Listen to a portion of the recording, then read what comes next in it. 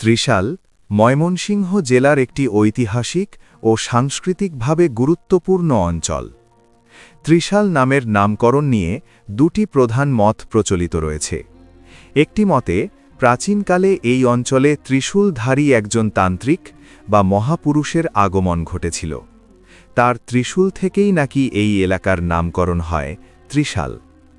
অন্য একটি মত অনুসারে এই অঞ্চলে একসময় 3টি বিশাল শাল গাছ ছিল। 3 শাল এই শব্দ থেকেই কালের পরিক্রমায় নামটি রূপ নিয়েছে ত্রিশালে, যার আভিধানিক অর্থ দাঁড়ায় 3 শালের সমাহার। ত্রিশাল শুধু নামের ইতিহাসেই নয়, সাহিত্য ও সংস্কৃতিতেও সমৃদ্ধ। জাতীয় কবি কাজী নজরুল ইসলামের স্মৃতি বিজড়িত এই ভূমি আজও বহন করে তার জীবন ও কর্মের অমূল্য স্মৃতি। এখন আসি জনপ্রতিনিধিত্বের কথায়। 1991 সালে বাংলাদেশ জাতীয়তাবাদী দল থেকে নির্বাচিত হন মোহাম্মদ এ খালেক। 1996 সালের ফেব্রুয়ারিতে বিএনপি থেকে নির্বাচিত হন মাহবুব আনাম। একই বছরের জুনে বাংলাদেশ আওয়ামী লীগ থেকে সংসদ সদস্য নির্বাচিত হন হাফেজ মাওলানা রুহুল আমিন মাদানী। 2001 সালে আওয়ামী লীগ থেকে নির্বাচিত হন আব্দুল মতিন সরকার। 2008 সালে নির্বাচিত হন রেজা আলী। 2014 সালে জাতীয় পার্টি থেকে সংসদ সদস্য হন আর.এম.এ. হান্নান। 2018 সালে পুনরায় আওয়ামী লীগ থেকে নির্বাচিত হন হাফেজ মাওলানা রুহুল আমিন মাদানী এবং সর্বশেষ 2024 সালে স্বতন্ত্র প্রার্থী হিসাবে সংসদ সদস্য নির্বাচিত হন এ.বি.এম. আনিসুজ্জামান। এবার শুনব ত্রয়োদশ জাতীয় সংসদ নির্বাচনে ত্রিশালের জনগণের ভোটে উঠে আসা জনমত। আমি ডাক্তার ভবতোষ চন্দ্র কর্মকার, সহকারী অধ্যাপক ময়মনসিংহ হোমিওপ্যাথিক মেডিকেল কলেজ ও হাসপাতাল।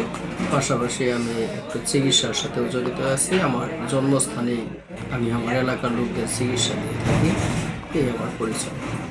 ভোটের মাধ্যমে শিক্ষার্থীদের জীবন বা শিক্ষা ব্যবস্থা কতটা পরিবর্তন সম্ভব বলে আপনি মনে করেন? ভোটের মাধ্যমে একজন উপযুক্ত জনপ্রতিনিধি নির্বাচিত হলে শিক্ষার মান উন্নয়ন হবে বলে আমি মনে করি। আপনি কি মনে করেন শিক্ষকদের কাছে শিক্ষার্থীর ভোট ও রাজনৈতিক বিষয়ক সচেতনতা বাড়ানোর দায়িত্ব আছে? এটা সমস্তটাই নির্বাচন কমিশনের উপর নির্ভর করে। নির্বাচন কমিশনার এটা পারে, এটা সচেতনতামূলক বিভিন্ন প্রচারণার মাধ্যমে তাদেরকে সচেতন করা। আপনার হিসাবে কিভাবে নির্বাচনী শিক্ষার্থীদের অংশগ্রহণ নিশ্চিত করা যায়? নির্বাচন কমিশনার যদি শিক্ষার্থীকে তার ভোটাধিকার সম্পর্কে সচেতন করতে পারে এবং যে একজন ভোট দিয়ে একজন ভালো জনপ্রতিনিধি নির্বাচন করলে শিক্ষার মান উন্নয়ন হবে, এই সচেতনতাটা যদি নির্বাচন কমিশনার যদি মাঠ পর্যায়ে বোঝাইতে পারে তাহলেই এটা সম্ভব হবে। বললাম যে এই যে শিক্ষার্থীদের ভোট এবং নাগরিক অংশগ্রহণ এবারের ভোটে বাড়ানোর জন্য আপনি কি ধরনের উদ্যোগ গ্রহণ করতে পারেন বলে মনে করেন? কি করলে মানে ভোটাধিকার এবং ভোটার বাড়বে? এটা অধিক প্রচারণা করতে হবে, অধিক প্রচার প্রসার করতে হবে। রাজনৈতিক প্রতিশ্রুতির সঙ্গে শিক্ষা কতটা মিলছে আপনি কি তা পর্যবেক্ষণ করছেন?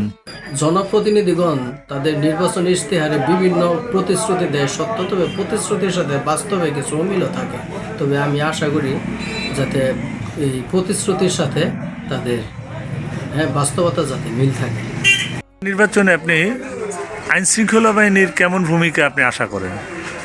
আইন শৃঙ্খলা সেনাবাহিনী মাঠে থেকে নির্বাচন করবে, নির্বাচনের দিবে, টহল দিবে, এটাই আমরা ভালো চাই। কেমন জনপ্রতিনিধি চান আপনি? তখন আমগর দেশ যে সরকারে ভালোভাবে চালাবো।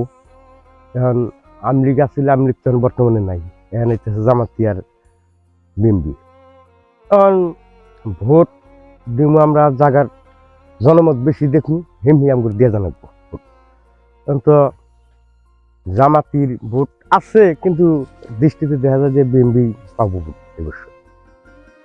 এবারের নির্বাচন জি, আপনি গতবার আপনি ভোট দিয়েছেন কিনা জানি না, তবে এবার কেমন ভোট হলে গতবার তো আমার ভোট দিবার কেন দিয়ে যাবার জানাই, যদি কাল কইছি ভোট আমার ভোট আমি তুমি হ্যাঁ জোর করে নিব দিব, আরেকখানে আমি তো ভোট দিই না, ভোট দেই নাই।